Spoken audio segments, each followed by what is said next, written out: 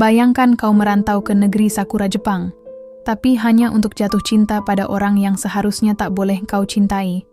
Dia adalah anak majikanmu. Kau hanyalah pekerja asing dengan status terbatas.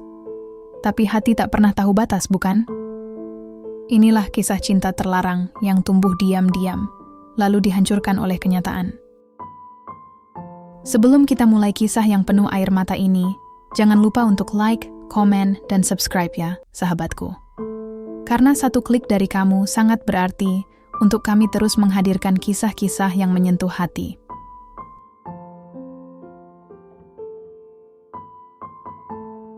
Namaku Reno. Aku datang dari sebuah desa kecil di lereng Gunung Semeru. Tempat langit terasa dekat dan suara jangkrik menjadi musik malam. Sejak kecil, hidupku tak pernah mudah. Ayahku hanya petani penyewa lahan, dan ibuku menjahit baju tetangga demi menyambung hidup. Tapi meski miskin, mereka selalu menanamkan satu hal. Jangan pernah malu bekerja keras. Itulah yang membawaku ke sini, Jepang. Negeri asing yang dulu hanya kulihat dari anime di televisi dan gambar-gambar kalender rumah tetangga. Aku datang sebagai PKW, pekerja keterampilan khusus di sebuah pabrik roti rumahan milik keluarga Sakurai, di kota kecil Yamagata. Hari pertama aku menginjakan kaki di pabrik itu, aroma roti yang baru keluar dari oven langsung menyergap hidungku. Hangat, manis, dan entah kenapa, terasa seperti rumah. Tapi di balik kehangatan itu, aku tahu posisiku jelas. Aku bukan bagian dari mereka. Aku hanya buruh, pekerja asing, dan harus tahu diri.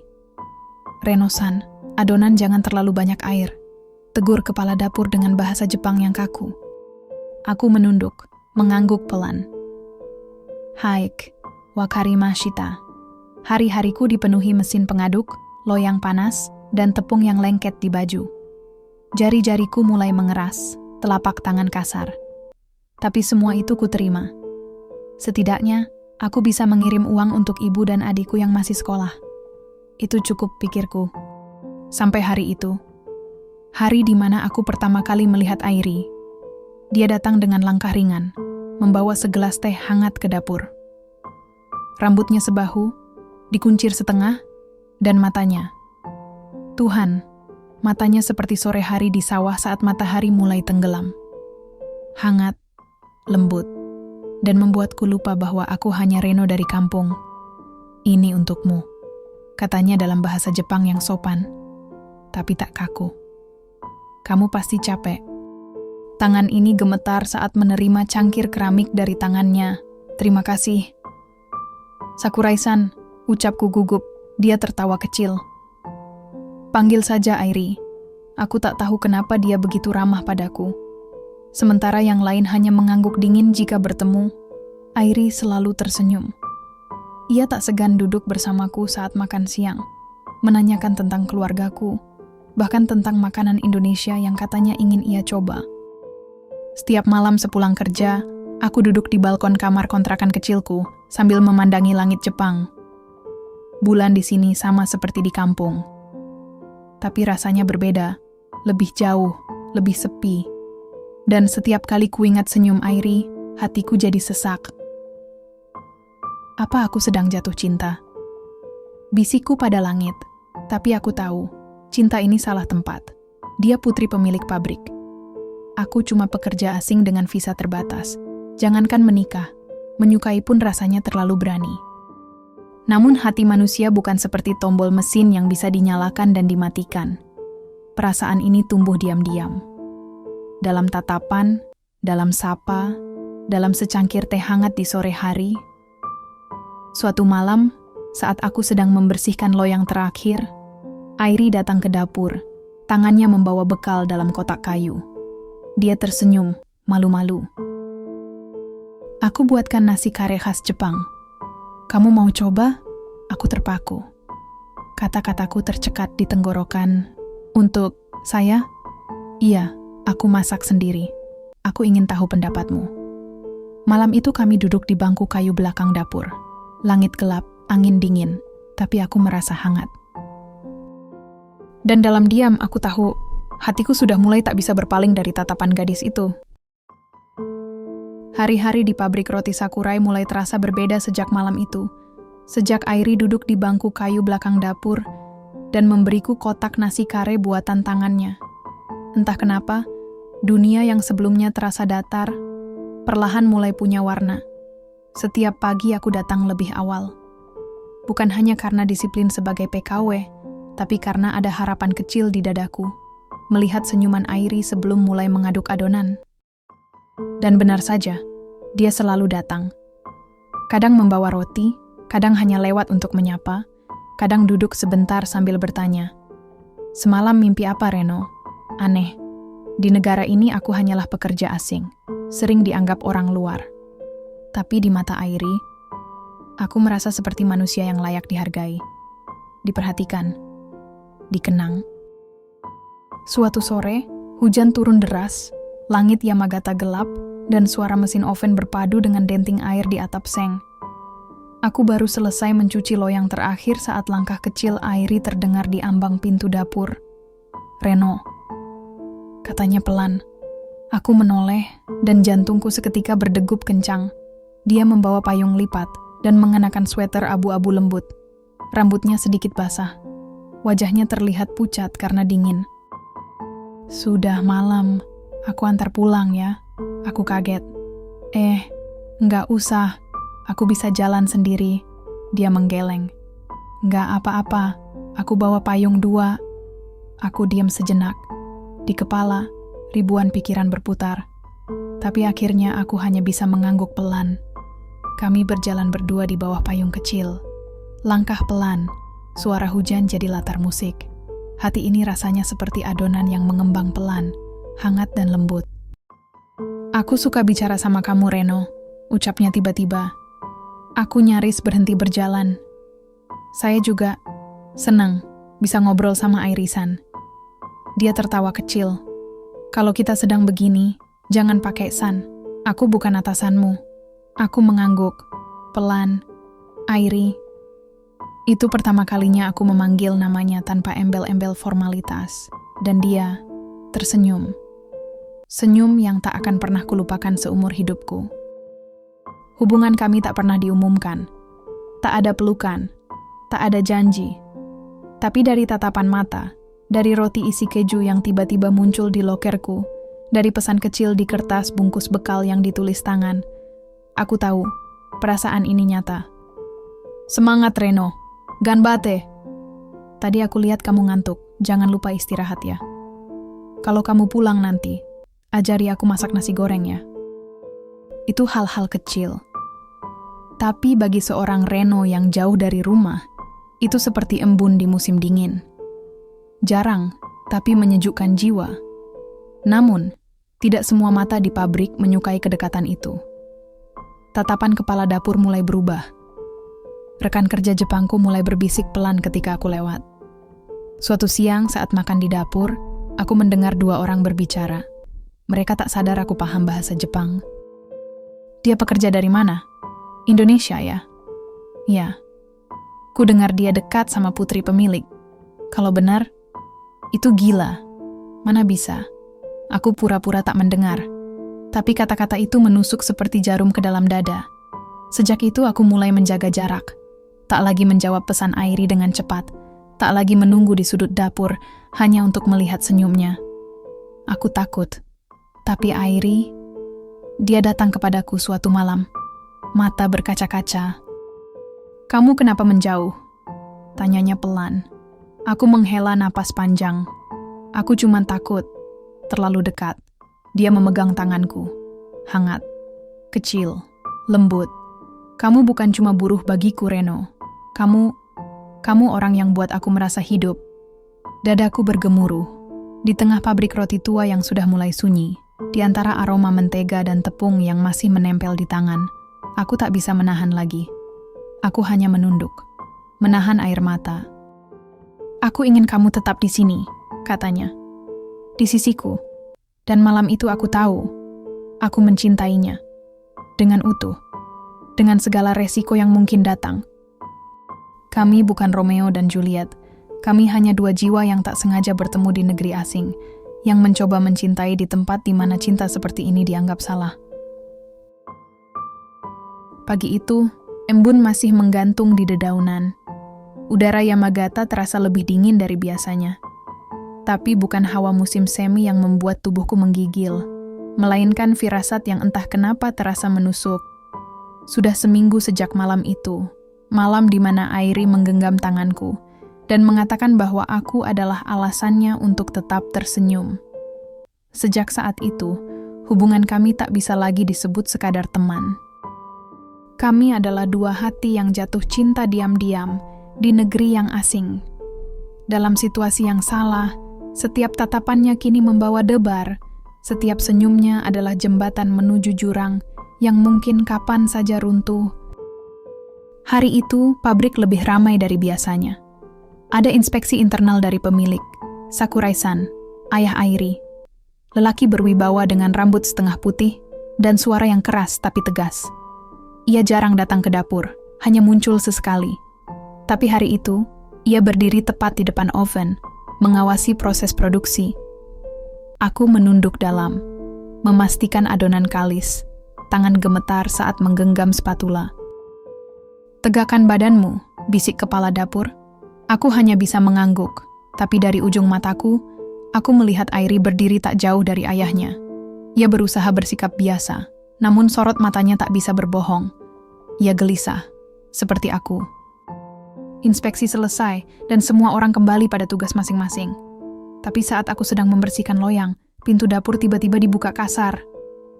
"Reno!" Suara itu dalam, dingin, tegas. Milik Sakurai-san. Aku menoleh cepat, tak sempat berkata apa-apa. Ke ruang kantor, sekarang. Semua mata menoleh padaku. Jantungku seperti jatuh ke lantai. Ruang kantor berbau kayu tua dan tinta cetak. Sakurai-san duduk di balik meja besar. Airi berdiri di sampingnya. Matanya merah, tangannya gemetar, duduk. Aku menurut. Dia membuka laci meja, mengeluarkan selembar foto. Diletakkannya di meja depanku. Aku menatapnya, dan dunia seolah runtuh. Itu foto kami. Aku dan Airi. Duduk berdua di bangku taman belakang pabrik saat makan siang beberapa hari lalu. Ia tersenyum sambil menyuapiku sepotong roti. Aku tertawa. Entah siapa yang mengambil, tapi jelas, itu bukan kebetulan. "Kau tahu," ucap Sakurai pelan namun menohok. "Aku menyambutmu ke dalam pabrikku karena aku percaya pada niat baik. Tapi ini, kau menodai kepercayaanku. Saya tidak berniat buruk." Suaraku lirih. "Tidak berniat buruk? Kau buruh, pekerja asing, dan dia..." Ia menoleh pada putrinya. "Dia anakku." Airi melangkah maju. "Ayah, ini bukan salah Reno. Aku yang mendekatinya. Aku yang jatuh cinta lebih dulu." "Tutup mulutmu, Airi," bentaknya. Aku menahan napas. Suara bentakan itu menghantam dadaku seperti palu godam. Airi menunduk, air matanya jatuh satu-satu. "Reno," katanya pelan, "aku tidak akan diam. Aku akan melawan kalau ayah memisahkan kita." "Cukup." Sakurai berdiri. Tangannya menunjuk ke arahku. "Kau diberi pilihan. Putuskan semua hubungan ini. Kembali bekerja seperti biasa. Atau kau akan kupulangkan. Langsung." Aku diam. Dunia terasa berputar. Rasanya seperti berada di antara dua tebing. Satu tempat aku bertahan, satunya tempat aku jatuh. Dan tak tahu apakah ada yang akan menangkapku. Malam itu aku tak bisa tidur. Di kamar kontrakan kecilku, aku menatap langit-langit sambil memutar ulang kata-kata Sakurai. Aku tahu ia marah bukan hanya karena cinta, tapi karena gengsi, karena budaya, karena dunia yang menolak mencampurkan langit dan bumi. Pukul 1 dini hari, ponselku bergetar. Pesan dari Airi. "Aku tak bisa tidur. Kamu di mana?" Aku membalas singkat. "Di kamar. Aku juga gak bisa tidur." Tak lama, ia mengirim satu pesan terakhir. "Besok malam, temui aku di stasiun Sendai. Aku ingin bicara." Hatiku terbelah. Tapi aku tahu malam esok akan mengubah segalanya. Cinta kami bukan dosa. Tapi bagi dunia yang menjunjung kasta dan kehormatan keluarga, cinta ini seperti noda yang harus segera dihapus, meski dengan air mata. Hujan turun sejak sore, tipis tapi menusuk. Seolah langit pun tahu, malam ini bukan malam biasa. Aku berdiri di dekat vending machine, memakai jaket biru tuaku yang mulai usang. Tas kecil berisi dokumen dan uang seadanya ku genggam erat. Sesekali kulirik jam digital di dinding stasiun Sendai. Pukul 19.13. Airi belum datang. Jantungku berdegup cepat. Rasanya seperti menunggu takdir, bukan seseorang. Angin dingin meniup rambutku, membawa aroma logam dari rel kereta yang basah. Di kejauhan, lampu-lampu kota memantul di aspal dan jendela stasiun, membuat semuanya tampak kabur. Lalu aku melihatnya. Airi datang tergesa, mengenakan jaket putih dan syal abu-abu yang selalu dia pakai saat musim dingin. Rambutnya diikat, wajahnya sembab. Tapi senyumnya tetap sama, hangat dan tulus. Aku berdiri. Dia langsung memelukku. Kuat. Erat, untuk pertama kalinya sejak kami saling mencintai, kami memeluk. Terima kasih sudah datang. Bisiknya di dadaku. Selalu, jawabku pelan. Kami duduk di bangku besi yang dingin. Sesaat tak ada kata, hanya suara hujan dan kereta yang datang lalu pergi. Aku sudah kemasi koper kecil. Di dalamnya ada baju, uang, dan paspor. Aku menoleh. Airi, aku sudah siap, Reno. Kita bisa pergi ke Tokyo malam ini, lalu cari kerja. Aku bisa jadi pengajar privat. Kamu bisa kerja paruh waktu. Aku nggak butuh hidup mewah. Aku cuma butuh kamu. Mataku memanas. Jari-jari Airi menggenggam tanganku. Apa kamu yakin? Tanyaku. Dia mengangguk. Ayah tak akan pernah merestui kita. Kalau kita tinggal, kita akan saling hilang. Aku tak sanggup. Aku menunduk. Air mataku menetes. Tangan ini ingin menggenggam tangannya selamanya. Tapi hatiku mulai retak oleh kenyataan. Airi, bisikku. Aku takut. Dia tersentak. Takut apa? Takut kamu menyesal nanti. Dia menggeleng cepat. Tidak, aku nggak akan pernah menyesal memilih kamu. Aku menarik napas dalam. Lalu berkata dengan suara paling lirih yang pernah kuucapkan, kalau kamu ikut aku, kamu akan kehilangan keluargamu, hidupmu, duniamu. Aku bukan siapa-siapa, Airi. Aku tak punya apa-apa selain cinta ini. Dia memelukku lagi, lebih erat dari sebelumnya. Dan itu cukup buatku, katanya sambil menangis. Tapi aku tahu, ini bukan soal cukup atau tidak. Ini tentang luka yang tak akan sembuh jika ia kehilangan segalanya demi aku.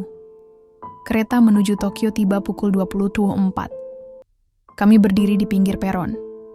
Angin dari kereta membuat rambut Airi berantakan. Matanya menatapku, menanti keputusan. Aku menggenggam tangannya, lalu melepaskannya perlahan.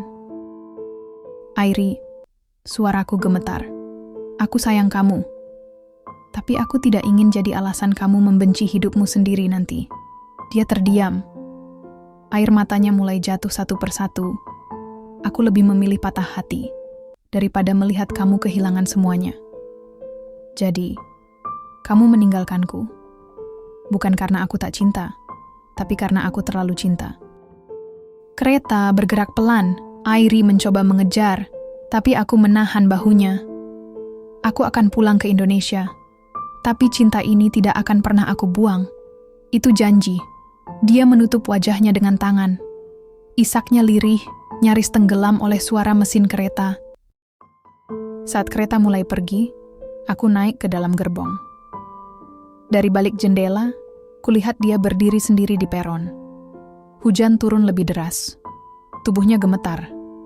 Tapi dia tetap menatapku, dan di detik terakhir, dia tersenyum. Senyum yang menyimpan 1000 luka. Cinta itu bukan tentang memiliki. Kadang cinta itu tentang melepaskan, agar orang yang kau cintai bisa hidup tanpa luka lebih besar. Sudah 2 tahun sejak malam itu, malam hujan di stasiun Sendai, saat aku dan Airi mengucapkan selamat tinggal tanpa kata-kata yang benar-benar tuntas. Malam di mana aku belajar bahwa mencintai seseorang tak selalu berarti harus memilikinya. Kini, aku berdiri di depan sebuah toko roti kecil, beratapkan genteng merah tua dan papan kayu sederhana bertuliskan, "Rotinya Airi, hangatnya cinta dari negeri Sakura." Banyak orang yang lalu lalang setiap pagi, anak-anak sekolah, ibu-ibu belanja sayur, tukang ojek, hingga orang-orang dari kota sebelah yang penasaran. Tapi tak satu pun dari mereka tahu cerita di balik nama itu, kecuali aku. Dan mungkin seseorang jauh di negeri seberang sana. Aku kembali ke Indonesia hanya dengan satu koper kecil dan ribuan kenangan yang masih menggantung di dada. Di desa, tak banyak yang tahu apa yang kulalui. Mereka hanya menyambutku dengan pelukan dan air mata. Ibu, adik-adikku, tetangga, semua mengira aku pulang karena kontrakku selesai. Tak ada yang tahu aku pulang dengan hati yang patah tapi utuh. Karena aku masih membawa satu hal yang paling berharga, cinta yang pernah membuatku hidup sepenuhnya. Toko rotiku tak besar. Hanya 2 rak kayu panjang, 1 oven tua peninggalan pamanku, dan etalase kecil tempat aku menyusun roti buatan tangan. Tapi setiap kali aku mengaduk adonan, mencium aroma mentega panas, dan membentuk bulatan roti isi coklat, aku merasa seolah Airi berdiri di sampingku, tersenyum, menatap, menyeka keringat di dahiku seperti dulu. Resep roti andalanku, roti lembut isi krim keju dan madu. Roti favorit Airi, aku menamainya Airi Pan, dan itu selalu habis sebelum siang. Satu-satunya penghubung kami kini adalah surat. Ya, surat, bukan email, bukan chat, bukan telepon. Surat tangan, ditulis dengan pena tinta biru dan amplop bunga sakura yang harum. Setiap bulan, Airi mengirim surat dari Jepang, dan aku membalasnya dari desa kecilku. Dalam surat-surat itu, kami tak pernah bicara soal perpisahan. Kami hanya berbagi cerita tentang hidup, tentang mimpi, tentang roti-roti baru yang sedang aku coba buat. Hari ini aku melihat langit Jepang yang sangat biru. Aku ingat senyummu saat pertama kali mencium aroma roti dari oven. Masihkah kamu membuat roti itu? Aku menanam pohon sakura kecil di halaman belakang. Suatu hari nanti, aku ingin kamu duduk di bawahnya, dan aku akan membawakan kamu teh hangat. Dan aku akan membalas, "Airi, aku menanam pohon mangga di belakang toko. Saat musim hujan, aku duduk di bawahnya dan mengenang wangi syalmu yang basah." Waktu terus berjalan. Orang-orang bertanya, "Kapan kamu menikah, Reno?" Aku hanya tersenyum. Bukan karena aku tak mau, tapi karena hatiku sudah terisi. Penuh. Oleh seseorang yang jauh, tapi selalu dekat. Suatu sore, saat hujan turun lembut, seorang gadis kecil datang ke toko. Dia menunjuk pada papan nama dan bertanya, "Om, Airi itu siapa?" Aku terdiam sejenak, lalu berjongkok dan menjawab sambil tersenyum. Airi itu, seseorang yang pernah mengajarkan Om cara membuat roti dengan cinta. Gadis itu mengangguk pelan. "Dia pacar Om ya?" Aku tertawa pelan. Mungkin bukan pacar, tapi dia orang yang membuat Om percaya bahwa cinta yang tulus tak pernah benar-benar pergi, meski tak bisa bersama. Di dalam toko kecilku, aroma roti terus membumbung. Hujan tak lagi membawa luka, tapi kenangan. Dan meski kami tak pernah tahu apakah takdir akan mempertemukan kami kembali, satu hal pasti, cinta kami tak pernah mati. Cinta tidak selalu harus memiliki. Kadang, cinta sejati justru adalah ketika kita berani melepaskan. Reno memilih pergi, bukan karena ia berhenti mencintai, tapi karena ia mencintai Airi lebih dari dirinya sendiri. Di dunia ini, tidak semua cinta berakhir bersama, tapi cinta yang tulus akan tetap hidup, meski hanya dalam kenangan. Sahabat Al-Hijrah Project HD yang terhormat, kalau kamu jadi Reno, apa kamu akan bertahan atau melepaskan orang yang kamu cintai? Tulis pendapatmu di kolom komentar, karena setiap cinta punya jalan yang berbeda. Terima kasih sudah menonton sampai akhir. Kalau cerita ini menyentuh hatimu, jangan lupa like, subscribe, dan aktifkan loncengnya, biar kamu nggak ketinggalan kisah-kisah emosional lainnya. Sampai jumpa di kisah selanjutnya. Dan ingat, cinta yang tak bisa bersama bukan berarti cinta itu sia-sia.